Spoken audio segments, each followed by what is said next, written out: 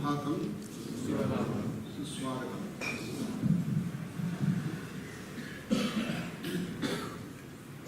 Jnana Yoga. Use the power of discrimination to go to the very source of our 5 layers, Pranamaya, Pranamaya, Manomaya, Vijnanamaya, Panamaya, Koshas, and reach the state of moksha. That power of freedom that we have is manifest in discrimination. What is that freedom? Freedom to go this way or freedom to go this way. We have a choice. When we encounter dukkha or when we encounter sukha, now normally we get excited when you get sukha. When you get dukkha, you get depressed. This is the normal response in all of us. But we have innate freedom to do a different way. Dukkeshu anupvignamanaha. Sukheshu vigata spruha. You don't have to get excited. Similarly, you don't have to get depressed. So we have a choice. That choice element is the freedom within us. As we grow more and more in Jnana Yoga, that freedom goes on increasing. You have to consciously use that freedom to go in the right direction.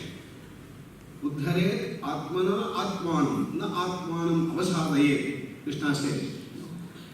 Use that freedom to go to higher and higher states and not to deteriorate yourself. That is the element of freedom which is inherently present in what you call the buddhi or the power of discrimination. Using that, we do the nididhyasana, that is the experimentation. Continuously change, go through day by day, day by day. And in that process of inner research, nididhyasana, you get that realization. You unravel the innate bliss, innate knowledge, innate freedom in all of us, infinite. So that is the jnana. You may say that you are an enlightened person when you get the jnana. But that enlightenment has to be stabilized. Because if I get a flash, you are enlightened. But it will go away. Therefore, we have to go on doing that again and again and get stabilized. Then you get what you call as sthita prajna. That is also called the Jivan Mukti. Then you are relieved right here from all the bondages, from all tensions, stresses, diseases, and all the bondages you are relieved right here. Jivan Mukti is called. That is the state of Sthita Prajna. That means when you reach the state of Jivan Mukti, you don't have the bondage of this birth and death. You overcome that bondage. What characterizes that Sthita Prajna?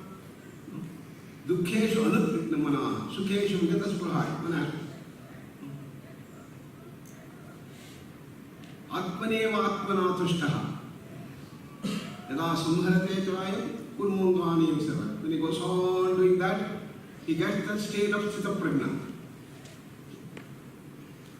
One side, if you want to stay in that silence, as long as you want, you should be able to stay.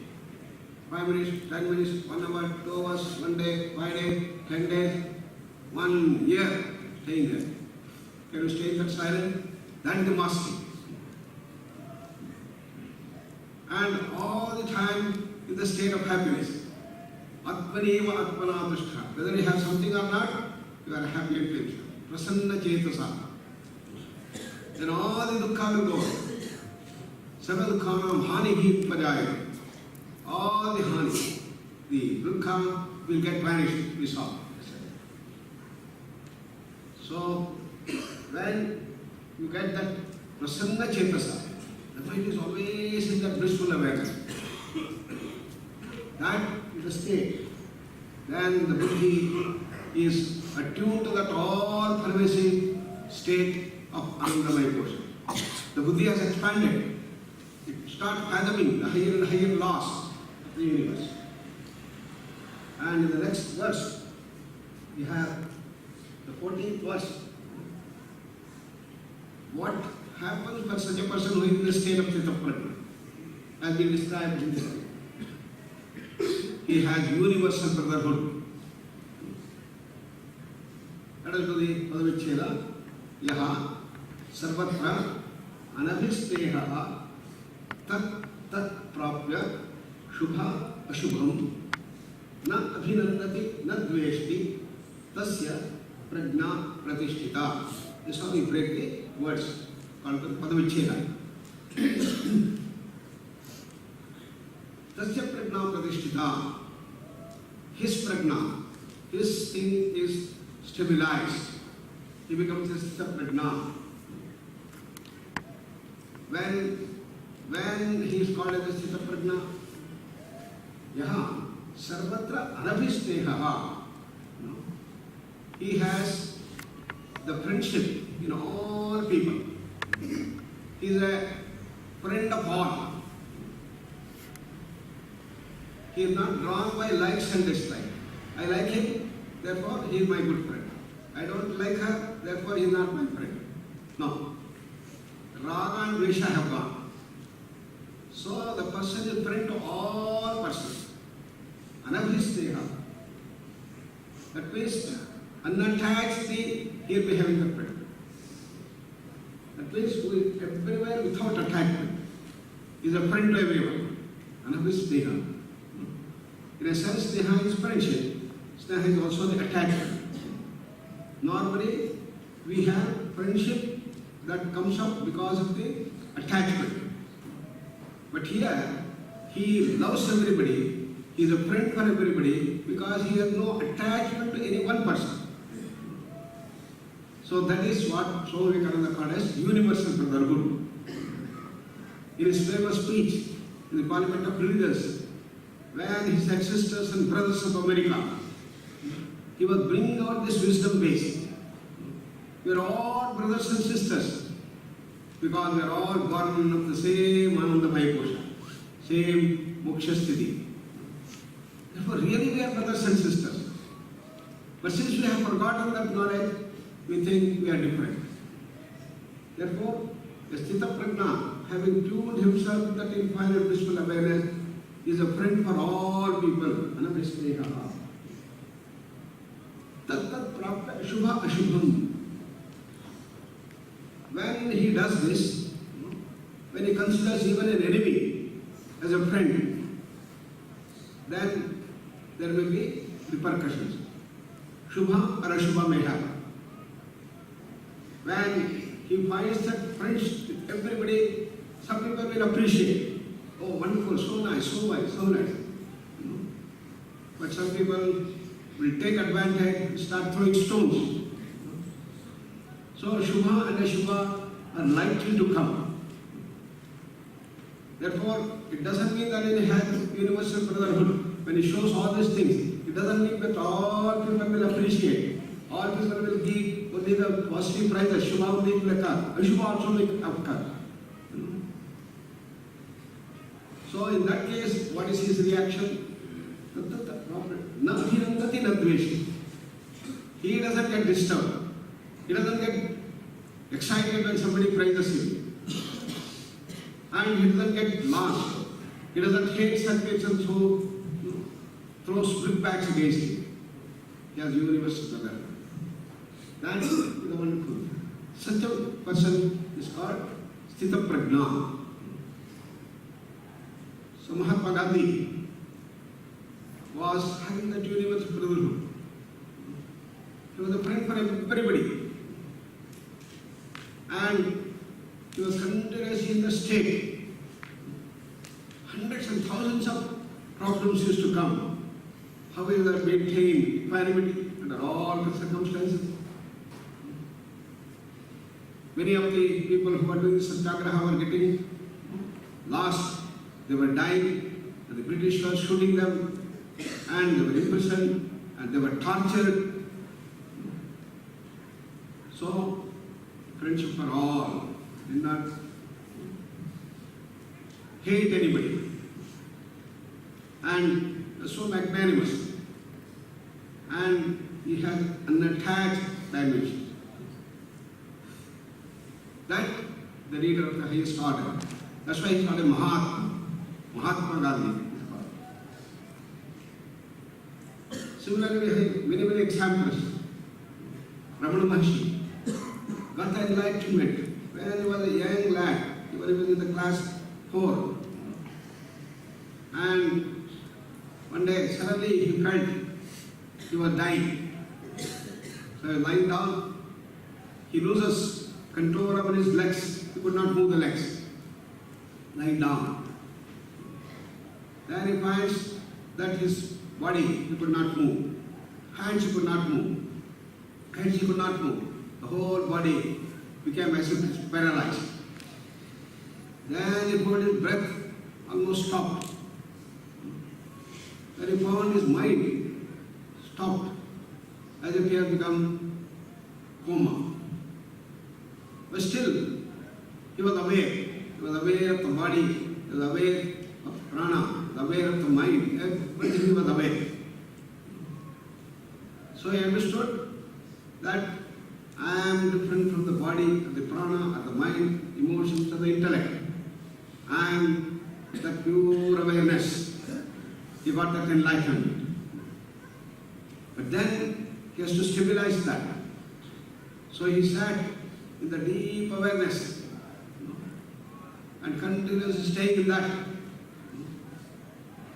Hours rolled, days passed, he was sitting there, and his requirement for food and other things went away. Then several days he was sitting there. Some children and others, they started coming and saying, what is happening to this man? He is sitting like a stone. They wanted to play. They took some stones and started throwing. And it did not matter, he was not aware of it. For months and months and months, he was staying there, continuously in that inner awareness. He was stabilizing. So, he was stabilizing his inner awareness, prajna. And maybe after several months, maybe years, he comes back to the consciousness. And every day he was to sit with the people and beam that awareness continuously. People used to come and get wonderfully engulfed and divinized by his presence in Ramanashram. There was a great journalist, Paul Brunton, from Britain. He was in search for reality because he had read the wisdom of the Upanishad. He wanted to meet such a person who can explain him. So he went Himalaya and met many yogis in his famous book, In Search of Sikh Himalayas. But he was such a wonderful logician, a great intellect, tremendous intellect. Nobody could answer him. He was searching for a person who can answer him. And somebody said, oh, you want? Go to Tiruvannamalai. Go to Ramana Maharshi. Then he will answer all your questions. So he was so sincere. He came all the way from Himalayas down to south, went into Tiruvannamalai. He asked the ashram chief, I want to have an appointment with Ramana Maharshi. The people said, no need for appointment. Come tomorrow, 8 o'clock morning. They got this nice satsang and meditation session. You come there and sit. After that, you can talk to him, no problem. So, night, he prepared his entire set of questions. In the morning, he repeated, I am going to ask this first question. Supposing he answers like this, will ask this question, this question, this question, he will be stuck. Supposing he answers this way, I will ask this question, everything well prepared, like a chess mate. Because he was such a wonderful, mathematically precise logician of the highest intellect. So he comes there, 8 o'clock, and all people were sitting in the deep meditation. Ramana Maharshi was beaming that silence continuously, and he sits there, and he was still thinking, what is the first question, second question, memorizing and enacting all these things. 5 minutes over, 10 minutes over, slowly his mind started calming down, and 15 minutes, 20 minutes, half an hour session over, his mind had become so calm and quiet. And when Ramana Maharshi opened his eyes after the meditation session, he found a new person has come. He's come. So Paramahansa goes there and he asked, what do you think? No question. All questions dissolved. Because that is the experience. So as long as you are working at the intellect, you may have questions. But once you transcend, no question. And that is the wonderful state. Because you get detached with the whole dimension. And therefore, the person has that universal brotherhood. It means love for everybody. And that love for everybody is an unattached love. That's anabhisneha. That's the dimension. Normally, we always have this friendship based on our likes and dislikes. I like you because you like masala dosa, I also like masala dosa. Because of that, we become masala dosa friends. You like Carnatic music, I also like Carnatic music, we become Carnatic music friends. Therefore, you are my good friend, therefore I will give you a nice party. And I expect that you also give me a nice party for me. But you don't give me. I said, what friend he is? Once more I will give you a party. Second time also you don't give me. Then our friendship breaks. In this first form of friendship, this is attached love. Always there is expectation of return. So when you go to the higher level, anabhisneha, then you go on giving and giving and giving without expecting anything in return. Because you are not attached, you are not having the raga and dvesha, viyuktaisi. That dimension that comes. Therefore, it is the purer form of friendship. And this is what Swami Vivekananda said. Universal brotherhood. Preach the gospel of universal brotherhood. Love for everybody. That is the one that can bring peace on earth. And that is the wonderful thing. Therefore, Shubha and Ashubha are bound to happen, but you are unattached to that. And you are all the time attached to your inner self. Buddhi pariyavatisthate. Buddhi is tuned to that inner awareness, inner blissful awareness, and maintain that. That is the wonderful verse that we have in this 14th verse. Let us contemplate on these thoughts. Sit tight with the eyes closed. Scan through your lives. What is the type of friendship that we have? Is it the gross form of love, or the kama, the carnal love? Can you purify ourselves? Can we raise ourselves to this anabhisneha, unattached love?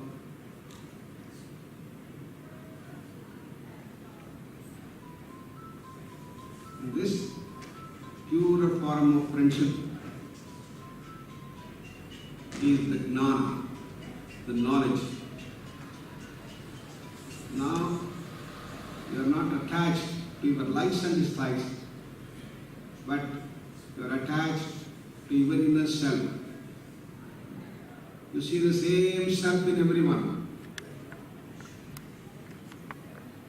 With the gnana, that we are all having the same causal state, original state from where we are born. Therefore, when you see that God in everyone, the pure consciousness in everyone. Therefore, you love. That love is unattached love. What characterizes that? Go on giving and giving and giving, without expecting anything in return. This is what Christ said. If somebody comes and hits you, and the left cheek, show the right cheek. It means you don't hate them. Shubha or Shubha may occur. Good or bad can occur. But you love them. What a wonderful love of the highest thing that Christ gives. That's the dimension talked about. Abhinandati nadvesha. Can we raise ourselves to this state in our behavioral pattern? On giving and giving and giving every day, something or other we should give. Patram, pushpam, phalam, toyam. That is the manifestation of this anabhisneha.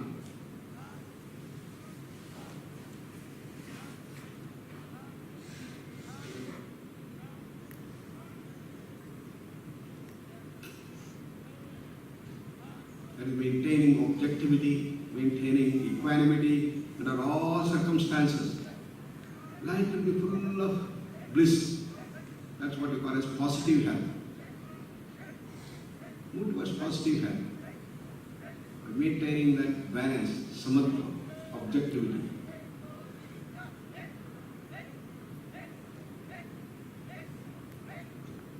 Look at the thoughts. Thoughts come and go, come and go. Some thoughts are the ones that you like, some thoughts are the ones that you don't like. Remove the likes and dislikes in the thoughts.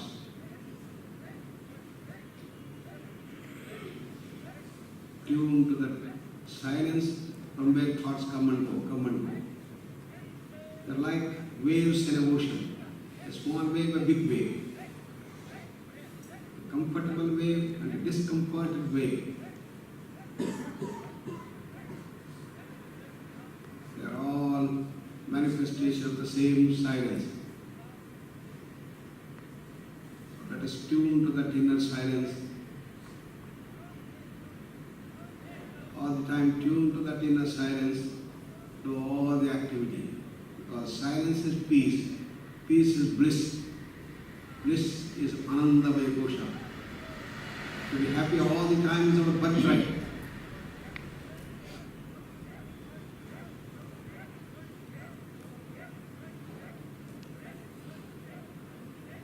Let us spread the fragrance of that love and bliss, unattached love, bliss to everyone whom we meet throughout the day.